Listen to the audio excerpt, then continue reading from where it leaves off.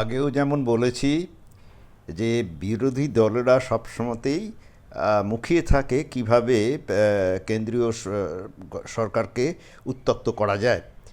তা গত 28শে ফেব্রুয়ারি America Israel মিলে ইরানের বিরুদ্ধে যে আক্রমণ শুরু করে, তার ফলে সেই যুদ্ধ অনেকটা এসক্যালেট করে ছড়িয়ে পড়েছে এবং স্বাভাবিকভাবেই ওখান থেকে যে জ্বালানি, পেট্রোল, ডিজেল ইত্যাদি, সেগুলোর একটা নিয়ে উদ্বেগ সৃষ্টি হয়েছে। এবং বেশ কিছু দেশ এর মধ্যে ইতিমধ্যেই পেট্রোল, ডিজেল ও এলপিজির সংকটের সম্মুখীন হয়েছে। ভারতে যদিও অধিকাংশ পেট্রোরাসায়নিক পণ্যের কোনো ঘাটতি নেই, তবে এলপিজির ক্ষেত্রে কিছুটা ঘাটতি দেখা দিয়েছে। সরকারি বাণিজ্যিক প্রতিষ্ঠানগুলোর কাছে এলপিজি বিক্রি করা সীমিত করার সিদ্ধান্ত সরকার নিয়েছে, যাতে আমাদের ঘরোয়া গ্রাহকদের কোনো ভোগান্তি পোহাতে না হয়। এই ঘাটতির মূল কারণটা বুঝতে হবে, কিন্তু তার আগে বলে নিই যে এই বিরোধীরা প্রচার করছে যে ভারতে তেলের হাহাকার পড়বে, তেল আসতে দিচ্ছে না, ইরানকে সরাসরি সমর্থন করেনি বলেই ভারত আজকে তাদের যে মূল যাতায়াতের পণ্য পরিবহন পথ হরমুজ প্রণালী ইরান ভারতের জন্য বন্ধ করে দিয়েছে।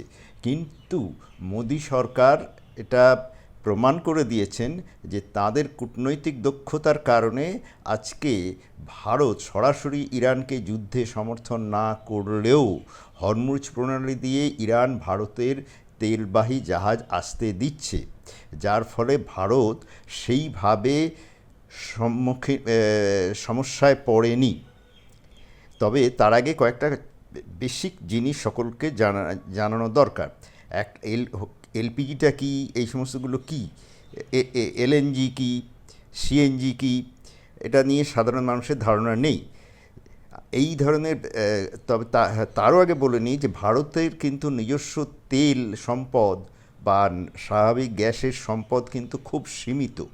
নেই বললে ভুল হবে, থাকলেও সেটা ঠিকমতোভাবে অনুসন্ধান করে তাকে কাজে লাগানো যায়নি।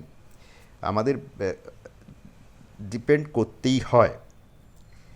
জীবাশ্ম জ্বালানি বা ফসিল ফুয়েলের দুটো প্রধান উৎস আছে, একটা হচ্ছে অপরিশোধিত তেল বা ক্রুড অয়েল বলে, আর আরেকটা হচ্ছে প্রাকৃতিক গ্যাস। তবে যে যে সমস্ত তেলকূপ থেকেই তেল এবং গ্যাস দুটোই ওঠে, কারণ ওগুলো এমনভাবে থাকে যে তেল থেকে গ্যাস ওগুলো খুব ভলেটাইল হয়, মানে খুব উদ্বায়ু, যাকে বলে একটা কিছু তরল থাকে যেগুলো খুব বেশি করে বাষ্পীভবন হয়, খুব তাড়াতাড়ি বাষ্প হয়ে যায়। সাধারণ তাপমাত্রাতেও তাড়াতাড়ি সেটা গ্যাসীয় অবস্থায় পরিণত হয়। এমনিতে তরল, কিন্তু তারা খুব তাড়াতাড়ি বাষ্পীভবন হয়, বাষ্পে পরিণত হয়, মানে গ্যাসে পরিণত হয়। তাই যেগুলো তেলকূপ বলে পরিচিত, সেগুলো থেকেও তেল গ্যাস দুটো ওঠে, আর কিছু আছে শুধু গ্যাসই ওঠে। কিছু কিছু কূপ থেকে শুধু গ্যাসই পাওয়া যায়, আর কিছু কূপ থেকে তেল ও গ্যাস দুটোই পাওয়া যায়। যেগুলোতে তেল পাওয়া যায় সেগুলোতে তেল গ্যাস দুটোই পাওয়া যায়। আর তেল শোধনাগারগুলোতে এই দুটো শক্তির উৎসকে প্রসেসিং করা হয়, বিভিন্ন ধরনের পেট্রোলিয়াম পণ্যে তাদের রূপান্তরিত করা হয়। এবার এলএনজি কী আর এলপিজি কী, এটা একটু জানা দরকার। এলএনজিটা হচ্ছে দুটোই হচ্ছে জ্বালানি, তা তরল আকারে পরিবহন ও সংরক্ষণ করা হয়। কেন তরল আকারে? গঠন ও উৎসের দিক থেকে এদের মধ্যে মৌলিক পার্থক্য আছে। প্রাকৃতিক গ্যাস হলো দুটো প্রধান জীবাশ্ম জ্বালানির একটা, অন্যটা হলো অপরিশোধিত তেল। গ্যাস এবং তেল উভয় থেকেই বিভিন্ন ধরনের পেট্রোরাসায়নিক পণ্য উৎপাদন করা হয়। প্রাকৃতিক গ্যাসকে তার স্বাভাবিক বা গ্যাসীয় অবস্থায় ট্যাঙ্কারের মাধ্যমে বিপুল পরিমাণে সংরক্ষণ বা পরিবহন করা সম্ভব নয়। তার কারণ গ্যাসের আয়তন হয় বিশাল, তাই ওইভাবে বিশাল আকারের ট্যাঙ্কার করা সম্ভব নয় স্বাভাবিকভাবেই। তাই প্রাকৃতিক গ্যাসকে ঠান্ডা করা হয়, 161 ডিগ্রি সেলসিয়াস তাপমাত্রায় নামিয়ে এনে তাকে সংকুচিত করা হয়, কমানো হয় তার ভলিউমটা, যাতে সেটা তরল অবস্থায় রূপান্তরিত হয়। একেই বলা হয় লিকুইফাইড ন্যাচারাল গ্যাস বা এলএনজি। এটা বিশেষ ট্যাঙ্কে সংরক্ষণ করা যায় এবং এলএনজি ট্যাঙ্কারের মাধ্যমে বিরাট পরিমাণে পরিবহন করা সম্ভব হয়। কাজেই এলএনজি কোনো আলাদা বা নির্দিষ্ট পেট্রোলিয়াম পণ্য নয়। এটাকে পেট্রোলিয়াম পণ্য হচ্ছে যখন তেল বা গ্যাস থেকে প্রক্রিয়াকরণের মধ্যে রিয়াকশানের মধ্য দিয়ে অন্যান্য পদার্থে পরিণত করা হয়।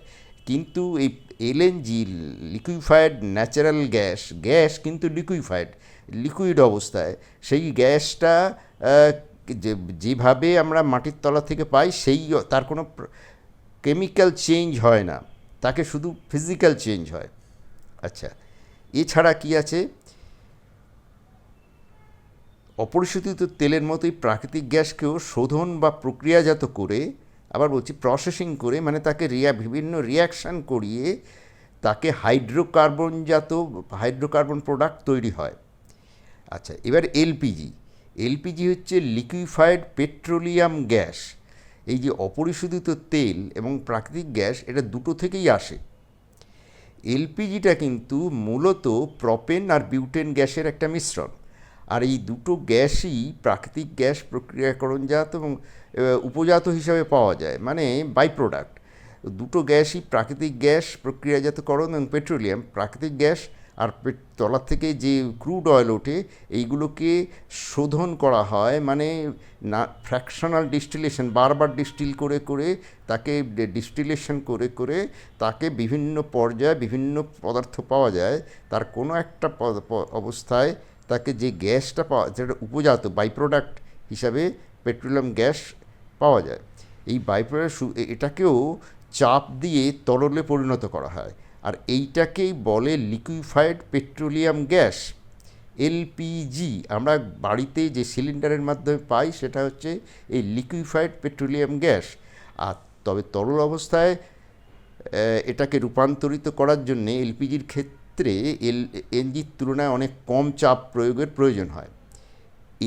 এইবারে ওই যে এলএনজি মানে লিকুইফাইড ন্যাচারাল গ্যাস, তার বেশিটাই গঠন হচ্ছে মিথেন দিয়ে। এতে প্রপেন ও বিউটেন থাকে কম, আর এই কারণেই এলএনজি থেকে এলপিজি উৎপাদনের পরিমাণও বেশ কম হয়ে থাকে, এটা করা হয়।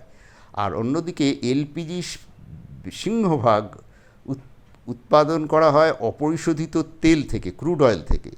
কারণ অপরিশোধিত তেলে হাইড্রোকার্বনের পূর্ণাঙ্গ ও বিচিত্র সমাহার, মানে নানা রকম কম্বিনেশন থাকে।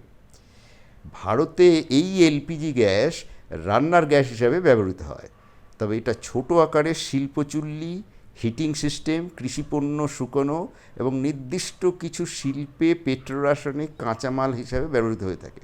অন্যদিকে এলএনজির ব্যবহার ক্ষেত্র অত্যন্ত বৈচিত্র্যময়। স্পেশালাইজড টার্মিনালগুলোতে পুনরায় গ্যাসে রূপান্তরিত করা হয়। এটা প্রাকৃতিক গ্যাসে পরিণত হয়, যা পাইপলাইনের মাধ্যমে পরিবহন করা হয়। এই ভারতে এই এলএনজি থেকে পাওয়া এই প্রাকৃতিক গ্যাস বিদ্যুৎ উৎপাদনে কাজে লাগে, সার উৎপাদন, এই যে শহরে গ্যাসের মাধ্যমে বাড়ি বাড়ি রান্নার জ্বালানি হিসাবে ব্যবহারের জন্য দেওয়া হয়, সেটা হচ্ছে এই এলএনজি। কাজে লিকুইফাইড পেট্রোলিয়াম গ্যাসটা হচ্ছে আমাদের সিলিন্ডারের মাধ্যমে পাই। আর যারা নলের মাধ্যমে, যেমন আমাদের কলকাতাতেও কিছু অঞ্চলে এই নলের মাধ্যমে, পাইপের মাধ্যমে এই সরবরাহ করা হয় এই গ্যাস। বম্বেতে প্রায় বেশিটাই এই দিয়ে করা হয়, এটা বিতরণ করা হয়। আর জ্বালানি হিসাবে কম্প্রেসড ন্যাচারাল এটাকে কী করা হয়, ওটাকে কম্প্রেস করে, মানে সংকুচিত করে সিএনজি তৈরিতে ব্যবহার হয়। সিএনজি আপনারা জানেন, এই সিএনজি দিয়ে গাড়ি চলে, অনেক সিএনজি দিয়ে অটো চলে, গাড়ি চলে, অর্থাৎ ন্যাচারাল গ্যাস থেকে দিয়েই এটা চলে। বিভিন্ন দেশ জ্বালানি সংকটে পড়েছে, সেই হিসাবে ভারত অনেক ভালো অবস্থায় আছে। এই গত 14ই মার্চ ভারতের পতাকা নিয়ে দুটো এলপিজি বোঝাই দুটো ট্যাঙ্কার শিবালিক ও নন্দাদেবী হরমুজ প্রণালী বেশ ভালোভাবেই বিনা ঝঞ্ঝাটে পেরিয়ে এসছে। আর গত 12ই মার্চ প্রধানমন্ত্রী মোদি ইরানের রাষ্ট্রপতি মাসুদ পেজেশকিয়ানের সঙ্গে টেলিফোনে কথা বলেছিলেন। ভারতের নিযুক্ত ইরানের রাষ্ট্রদূত মোহাম্মদ ফাতাহ একদম জোর দিয়ে নিশ্চিত করেছেন যে এই যুদ্ধ চললেও ভারত, আমাদের দুই দেশের বন্ধুত্ব দীর্ঘস্থায়ী এবং আমাদের অভিন্ন স্বার্থ আছে, তাই হরমুজ প্রণালী দিয়ে ভারতের জাহাজকে তারা নিরাপদে চলাচল করতে দেবে। এটা খুব তাৎপর্যপূর্ণ, কারণ এর আগে আরব, সৌদি আরব ও ইরাক থেকে তেলবাহী দুটো ট্যাঙ্কারও হরমুজ প্রণালী অতিক্রম করে পেরিয়ে বা ভারতের বন্দরে এসে পৌঁছেছিল। এই খবর প্রকাশিত হওয়ার ঠিক পরেই এই ঘটনা ঘটল, পরপরে দুটো ঘটনা। এই জাহাজগুলো নির্বিঘ্ন চলাচল আবার প্রমাণ করলো যে সংশ্লিষ্ট সব পক্ষের সঙ্গেই ভারত কী করছে, ইরান ইসরায়েল দুজনের সঙ্গেই বন্ধুত্ব রাখছে, অথচ এরা দুটো বিবদমান পক্ষ। এটা অত্যন্ত কঠিন কাজ, এটা একমাত্র মোদী সরকারের পক্ষেই বোধহয় সম্ভব।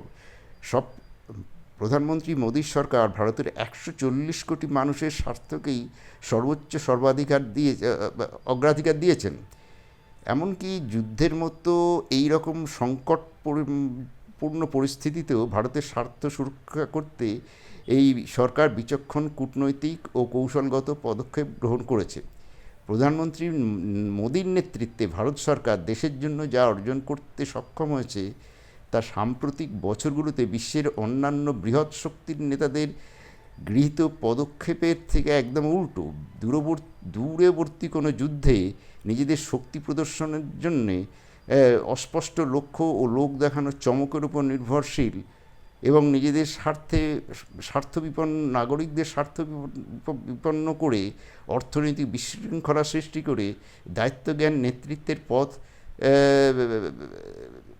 ধরে ভারত সরকার দায়িত্বজ্ঞান নেতৃত্বের পথ ধরে ভারত চলেনি। ভারত সরকার বিশ্বমঞ্চে দেখিয়ে দিয়েছে বিচক্ষণ কূটনীতি এবং শ্রুড ডিপ্লোম্যাসি এবং স্থিতিশীল একটা গুড রিলেশন বজায় রাখা কীভাবে যায়।